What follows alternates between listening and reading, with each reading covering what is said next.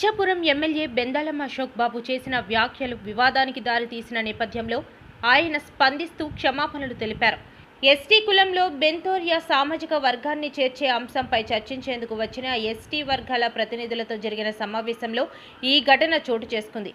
ఈ సందర్భంగా భగవాన్ అనే యువకుడు అసెంబ్లీలో మాట్లాడే హక్కుపై ప్రశ్నించడంతో ఆవేశానికి లోనై తాను అనుచిత వ్యాఖ్యలు చేసినట్లు ఎమ్మెల్యే అశోక్ బాబు తెలిపారు. అయితే ఆ వ్యాఖ్యలు ఏ సామాజిక వర్గాన్ని ఉద్దేశించి కాకుండా ఆ యువకుడిని ఉద్దేశించి మాత్రమే చేసినవని ఆయన స్పష్టం చేశారు.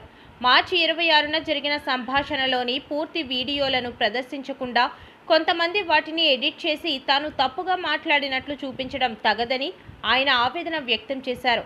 అదే రోజు ఆ యువకుడి తరఫున సంబంధిత సామాజిక వర్గం తనకు క్షమాపణ చెప్పిందని, ఆ విషయాన్ని కూడా ప్రచారం చేసి ఉంటే పరిస్థితి ఇంత తీవ్రంగా మారేది కాదన్నారు.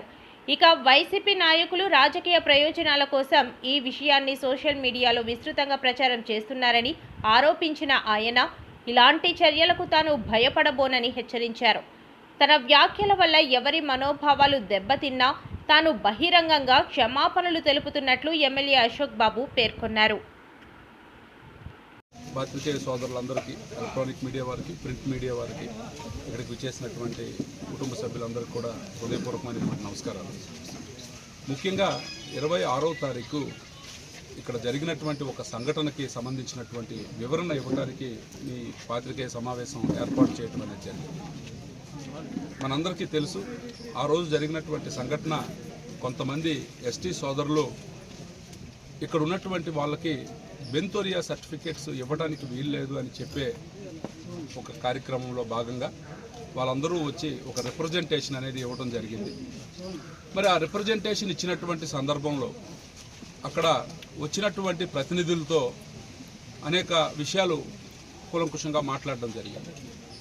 ముఖ్యంగా వారి వాదన ఏంటి అని అంటే, ఇక్కడ ఇచ్చాపురంలో నివసిస్తున్నటువంటి వాళ్ళందరూ నకిలీ బెంతోరియాలు, వాళ్ళు ఎస్టీ క్లెయిమ్ చేస్తున్నారు, దానివల్ల మాకు కొన్ని సమస్యలు ఉన్నాయని వాళ్ళు చెప్పటం. మరి దానికి సంబంధించి నేను కూడా ఒక ప్రజాప్రతినిధిగా 3 సార్లు ఎన్నికైనటువంటి ఒక ఎమ్మెల్యేగా ఈ నియోజకవర్గంలో దాదాపు 27,000 మంది అతిగతి లేనటువంటి పరిస్థితి, ఏ కులానికి మేము చెందుతామో తెలియనటువంటి పరిస్థితి, మరీ ముఖ్యంగా చదువుకున్నటువంటి విద్యార్థులు ఈ కుల ధృవీకరణ లేకపోవటం వల్ల వాళ్ళు పడుతున్నటువంటి అవస్థలు, ఎక్కడెక్కడో హోటల్స్లో, కాఫీ షాపుల్లో పనిచేసుకుంటున్నటువంటి దుర్గతి వాళ్ళకి వివరించడం జరిగింది. ఆ జరుగుతున్నటువంటి సందర్భంలో ఒక వ్యక్తి ప్రత్యేకంగా అగ్రెసివ్గా తను నువ్వెవరవు అసెంబ్లీలో మాట్లాడడానికి అన్నటువంటి సందర్భంలో నేను కొంచెం రియాక్ట్ అయ్యి ఒక మాట మాట్లాడారు. అయితే దానిని పొలిటిసైజ్ చేసి ఈరోజు చాలామంది దీని మీద యాజిటేషన్స్ చేస్తున్నారు. దయచేసి యాజిటేషన్స్ చేస్తున్నటువంటి వాళ్ళకి నా మనవి ఏంటంటే, ఒకసారి మీరు వీడియో అశాంతం చూడండి. ఆ వీడియోలో మీ ప్రతినిధులుగా వచ్చినటువంటి వాళ్ళతో నేను సంభాషించినటువంటి తీరు కానీ, నేను చెప్పినటువంటి వివరణ కానీ వాళ్ళెవరూ ఖండించలేదు. ఒక వ్యక్తి వ్యక్తిగతంగా మాట్లాడినటువంటి సందర్భంలో నేను రియాక్ట్ అయ్యాను. అయితే ఒక మాట తప్పుగా దొరికినటువంటి మాట వాస్తవమే, దానికి నిజంగా నేనే బాధ్యత వహిస్తున్నాను. ఖచ్చితంగా అది ఎవరు మనసునైనా నొప్పించుంటే నేను నా ఈ మాటని వెనక్కి తీసుకుంటున్నాను, క్షమించమని కూడా నేను అడుగుతున్నాను. అయితే ఇక్కడ అర్థం చేసుకోవాలి, 27,000 మందికి సంబంధించినటువంటి ఒక అంశం.